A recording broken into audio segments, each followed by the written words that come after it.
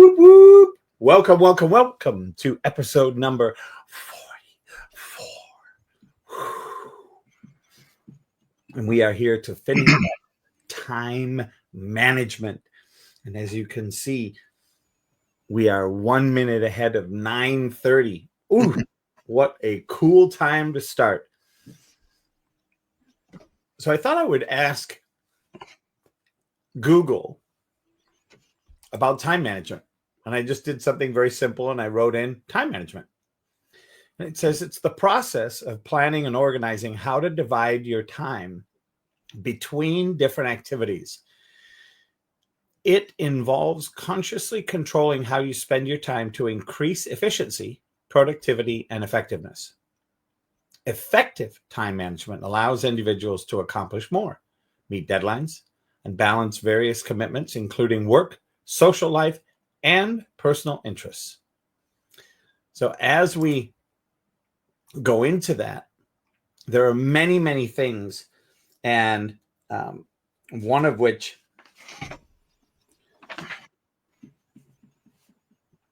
I want to just point out right from the get-go, because I'm going to plant it like a seed for us to talk about throughout the course of the show.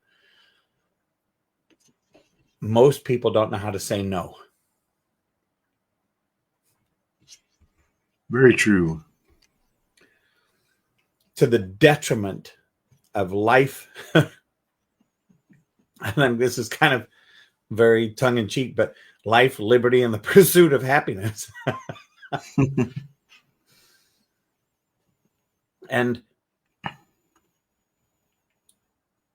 we try to squeeze everything in. And I'm the worst. I'm as big a criminal as anybody at that. If there's 10 minutes, I try to squeeze an 11-minute project in there. So I'm always scrambling. And, luckily the grace that people allow me is, Les is always trying to do too much. We just give him a little grace.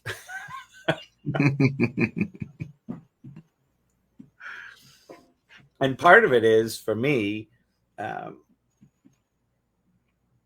is I don't want to, if I stop, sit down and chill and do nothing, I'll be asleep in 2 minutes. Because that's the only time I ever slow down. So my body goes, oh, it's that time. Rest time. It's rest time. In fact, at stoplights, sometimes my wife will reach over and go, wake up, we gotta go. Because I literally will micro sleep if the light is one of those obnoxious ones that takes like 2 turns to get you through it. Yeah. That's like 2 naps. That's like 87 seconds. Put that together times 365, divide by 60. That's a whole bunch of hours of sleep that I can get. There you go.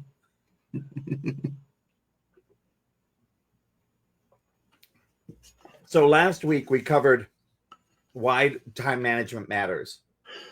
And we talked about reducing stress, increasing productivity, improving work quality, creating balance, building discipline. We talked about the core time management skills, prioritization, planning, getting SMART goals, specific, measurable, achievable, relevant. And the other thing you can say there is realistic and timely. Time blocking is another one. Avoiding procrastination. Using the 5, and I love this, use the 5-minute rule. Commit to starting something for just 5 minutes. Right? Because once you're in, you're in. Minimizing distractions. Are you kidding? In today's world? And I just shared a picture with John Yarwood. So now I've got to fess up to it and show you all. Right? But for the person that's super, distractible, I have like an air traffic control center to manage my distractions. I've got, for today's show, I've got Time Management, 10 Strategies for Better Time Management, reviewed by Travis P. Mountain, the University of Georgia. I've got my management documents that I recently scanned into my computer, sitting listed alphabetically. I have the Google Time Management, and then I have StreamYard, and then I have my phone, and then I've got a book, and I got the pieces of paper. So I'm always minimizing my distractions by making sure that everything that could distract me is relevant to what we're up to.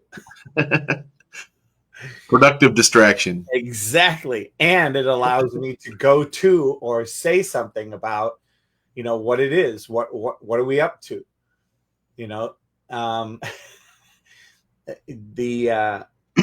This PDF from the gentleman from Georgia University, it says the term time management is a misnomer. You cannot manage time. You manage the events in your life in relation to time. You may often wish for more time, but you only get 24 hours, 1,440 minutes, or 86,400 seconds each day. How you use that time depends on the skills you've learned through self-analysis, planning, evaluation, and self-control. Much like money, time is both valuable and limited. It must be protected, used wisely, and budgeted because it's not replaceable. Whereas money is replaceable, time is not. It's the most valuable asset that you have.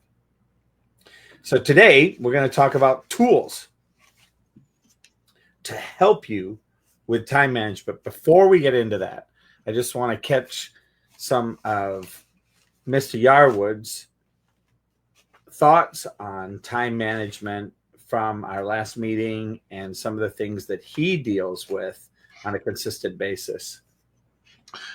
I've been thinking about this, and I've been trying to be proactive about what I've been doing, because last time we talked a little bit about tracking your time and figuring out where is it going, so you can sit down and kind of figure out where are you losing time, where can you fit things in.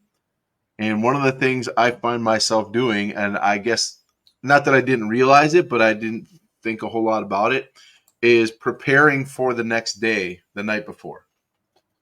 Like, Les and I are in a networking meeting every Wednesday morning, and I leave my house at 6:15 a.m. so I can get there and help set up with all kinds of stuff. So the night before, I bring a big jug of water, and I also have a coffee mug, and I have all this stuff, and I get everything ready the night before. So when I get up in the morning, I'm not rushed to try and get stuff done. The coffee is ready to go. My drink is already made. I already know what clothes I'm going to be wearing, all that stuff. So in the morning, I have a little extra time, I guess, to not be rushed, to be just ready to go when it's time to go. And I find myself doing that for a bunch of different things to be ready for the next day, as opposed to getting up and going, oh, crap, I got to do this, I got to do that, I got to do this. You lose your time so quickly, and that's typically how people end up getting late, is because they try and do everything right before they leave, right before they got to go, versus planning to the night before or whatever. Like, think about, like, if you're going on a trip, right? You got to go to the airport in the morning. If you don't pack your stuff, right, you get up in the morning and you're not packed, you're screwed, right? So I just look at it. It's a great. I hesitate to say time saver, because you really can't save time, but you create opportunity to have a little bit more relaxation in your day and get when you're getting things done. I think there's less stress involved in it. So for me, having things ready to go. When I teach my classes, we have a class planner, right, that tells me from now through the end of the cycle where I should be on that class planner, what I need to be getting done with my students. And that's not to say that it's rigid and you can't move off of it, but it gives me a roadmap of where I need to be and where I should be at a certain time in that cycle. So that way my instructors know, I know, are we on track to get things done when we need to get them done? So that helps our instructors to be able to teach the things there that we need to get done without having to try and figure it out. What are we going to do today? Right? They don't have to come and ask me that. They already know because the planners are already there and ready for them to go. So just having a plan and having goals that you want to get set and knowing how you're going to get there, I think is a huge way to be able to manage your time. Very well put. And as you were saying that, I looked and it was literally like people who practice good time management techniques often find they're more productive. They have more energy for things they need to accomplish. They feel less stressed. They've got more free time to do the things that, they want. And they get more things done. They also relate more positively to others throughout the course of the interactions, throughout the course of the day. And at some level, they feel better about themselves. Yeah, there's not that stress of, oh my gosh, what do I got to get done? What do I need to do? You already know the things you need to get done, and you get them done, and then you're like, all right, what's next? Pretty much. And today we're going to spend a little time talking about tools that are available. Some of the tools to help with time management. And I think last time we mentioned this book. Yep. Atomic Habits. And the first thing that I want to say, tiny changes, remarkable results. So many people go, I've got to make a big I got to make a big impact on this. It's killing me. My time management is so bad. And they take these big leaps with their calendar. And then they fail. And it goes out the window and they go back to their old habits.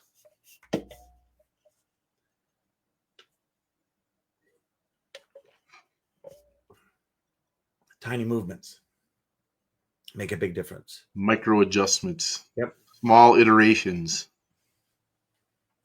And in this book, one of the things that is my favorite piece, it's called habit stacking. I'm not sure I can find it in the speed that I have. Nope, and it's not. Bummer. I can tell you what it is. I was hoping to be able to read what it says about it, but the big thing about it. Let's see if I can get it. Ooh.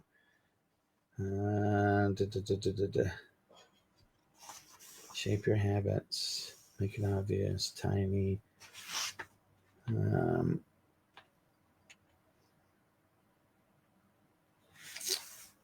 Okay. So habit stacking is where, for instance, everybody brushes, not everybody, but most people brush their teeth in the morning. Not everybody. When they wake up. That's a habit. And then you brush their teeth before they go to bed at night. Two things that are pretty habitual for a lot of people, especially in the Western world. So if I wanted to do something twice a day, what I would do is I would stack it on top of brushing my teeth. And what that looks like, let's say, for instance, it was to do some hand exercises, stretching exercises. Before I pick up my toothbrush, I set a note to do my hand exercises, then brush my teeth. And I do that every day, which means I'm doing it twice a day, 7 times a week. How well stretched do you think my hands are going to be by the end of a few weeks? And I've now put it into a habit. And I stacked it on one of the things that I was very habitual about.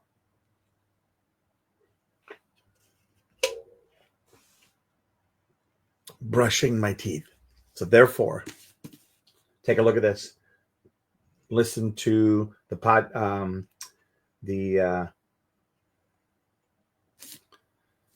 Oh my gosh. Audiobook. The books on Audiobook. Audible. Yeah, go to Audible, listen to it. It's a great book. Highly recommend it. It's great reading. It's easy reading. As you can see, I'm one of these people that likes to highlight in books, the old-fashioned way. So I would recommend having fun with a book and read it. I actually did a class with this where I read the book and we discussed it. And we did it 3 times through. So I cannot recommend this book enough. So that's one of the tools. Next is a daily planner or a bullet journal. So what that looks like, do I even have one anymore? Do you have one? I don't even think I have one anymore. Well, I have like a list thing on my phone. Yep. So I have my phone too. I was just wondering if we had something that we could show that was, there's things, there are planners that are out there like the Franklin planner, day timer, where for those people that like putting pen to paper, pen to calendar. Mm-hmm. And Franklin, frankly, the Franklin planner is one of the most powerful tools for creating that alignment with your schedule. And it is super successful, and it's expensive. It's got a leather-bound version. Now I think they do have some versions that are on the computer. But the great thing about when you write something with a pen is it forces your mind to remember the pattern. So you're getting a lot greater impact for writing that.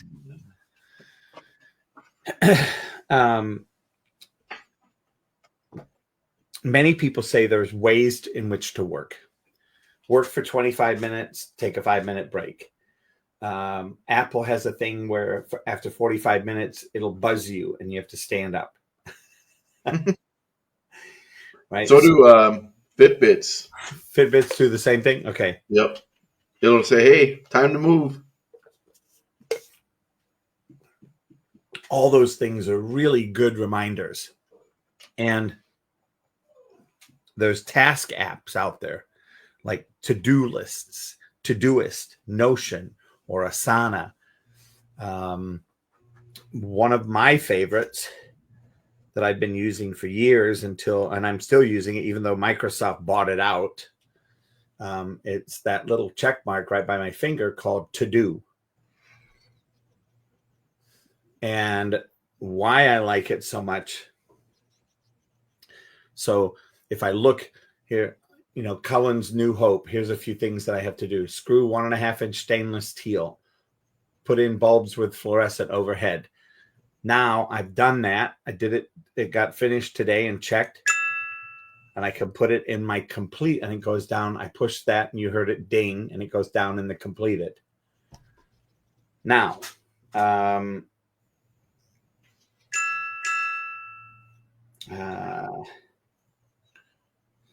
use something similar to that called Any List. Oh, okay. So we use it for groceries and all kinds of other stuff. Yep. So I have a grocery list on here. And the cool thing about the grocery list on here, my wife, I've shared it with my wife. So you can see it has, whoops.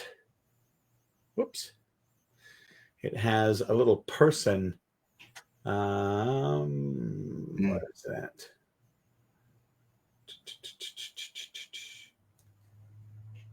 Where did it just go? Oh, it says camping and groceries. There's little people afterwards. So that means it's shared. Yep. So when I have groceries on there, like if we need eggs and LaCroix, she can hit it and close it. Yep. Any List does that too. You can share your list. And then it also sends a notification that something got added or something got removed. Yeah, that's awesome. Yeah. So there's many of these little things, habit trackers. there's trackers for exercise. There's trackers, tons of trackers for exercise, for food management, for I use a water tracker. It reminds me to drink water every hour. So those are some of the tools to help with time management. And the thing that I like about my to-do list is it's interactive. It's got the little ding. It's fun.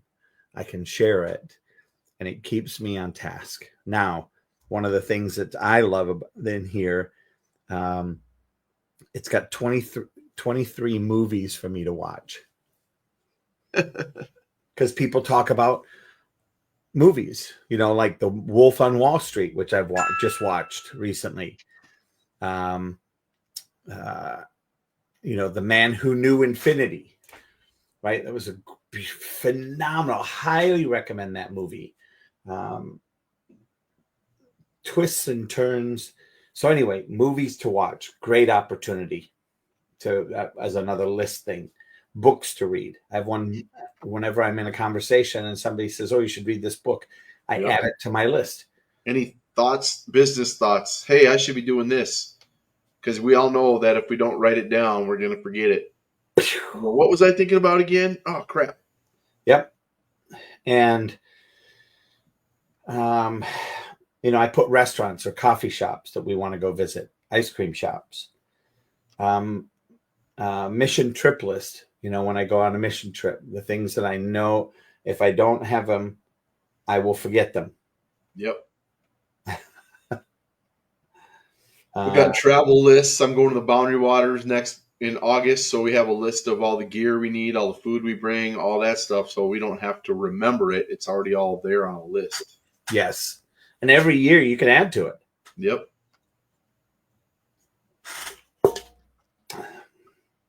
And you can move things by importance. See, that's a big thing right there.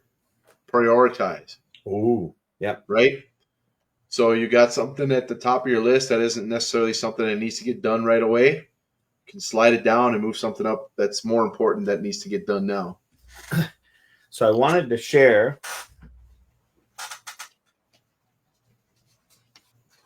this is called the Eisenhower Matrix. It's part of that task app, Asana. And it is this. Now, this Eisenhower Matrix, as you can guess, came from Eisenhower, and it's open source, so many people use it. Asana uses it. I use it. Many coaches use it. But how it works is the upper left, this green box, would be urgent and important things that you have to do. And if it's important, but it's not urgent, then you can schedule it out. Tasks with unclear deadlines that contribute to long-term success. Now, if it's not really important, but it's urgent, that's when you find, and that's the blue square, tasks that must get done, but don't require your specific skill set. And then, not urgent, not important, delete. Distractions and unnecessary tasks. Yep. So being able to put things into the bucket of this matrix is a beautiful way to go. Once again, called the Eisenhower Matrix. Now, here's where what I'm starting to hear is like we have all of these tools, right? How do we pick what one we need to use? Because now we get distracted with, I got Asana, I got this, I got this, I got this, I got this, I got this. There's too much to think about. Screw it, I'm not going to do it. Very, very easy to do what you just said. The crux of the matter is, if it really is meant to be, it is up to me. And taking one step in the direction of completion is the way to go. One step. or a half a step, and starting the momentum to drive towards that goal. Super powerful. So just pick one and do it.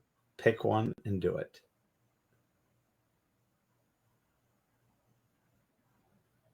Pick one and do it. So I think that's where people tend to get caught up, is stuck. Where do I start? Yep. It's not where you start, it's when you start. Now. Just go do it. And that's hard for some people. Yeah. Right? That now is. Yep. They have to give up that there's anything wrong. They have to give up that, they haven't done it up till now. I'm never going to be able to do it. Yeah. I've gotten this far this way, so I'll be fine. Oh, there you go. Yes, that one. The rationalization of why I'm not doing it. Yep. So time management in daily life for students.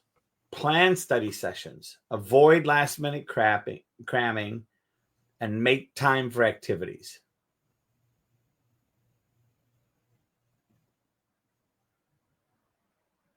For professionals, meet deadlines, stay organized, and avoid burn out.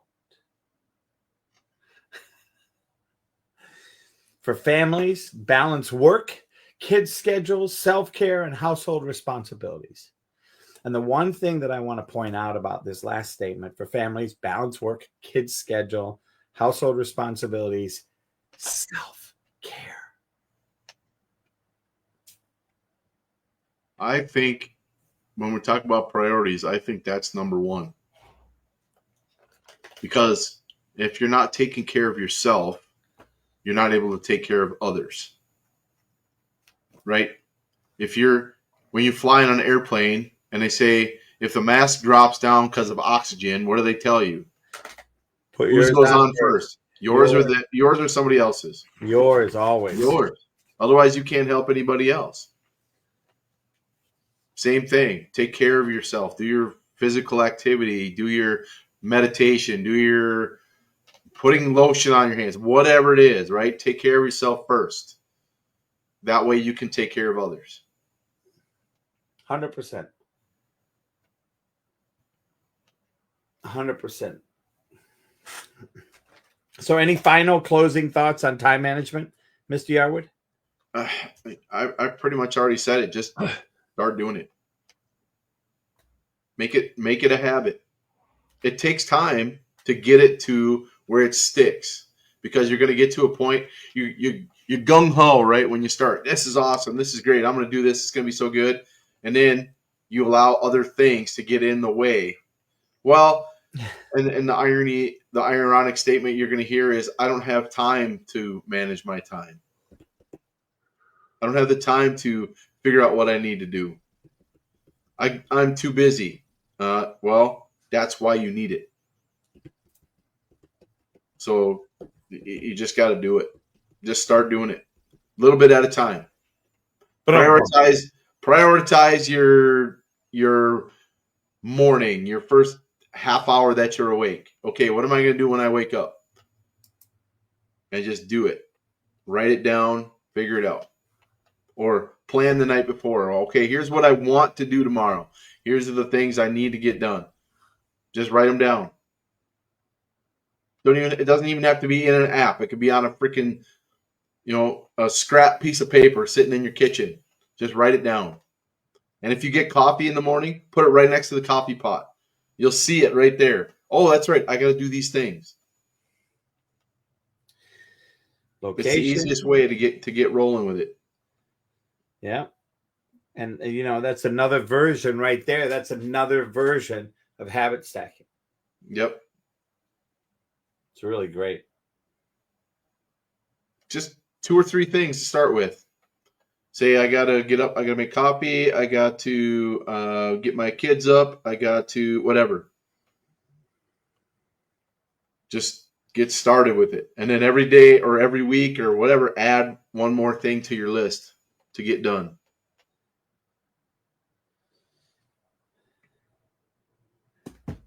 Whoop, whoop.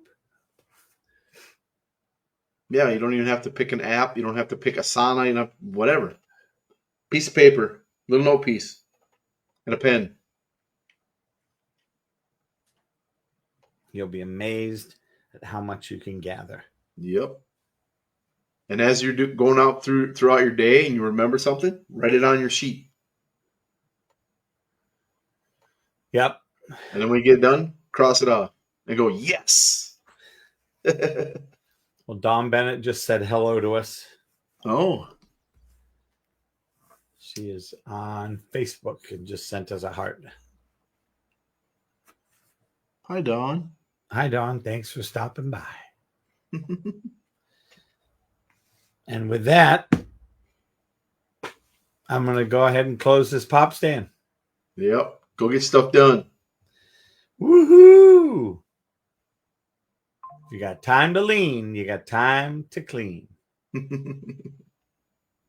See you guys later. Take care. Bye-bye.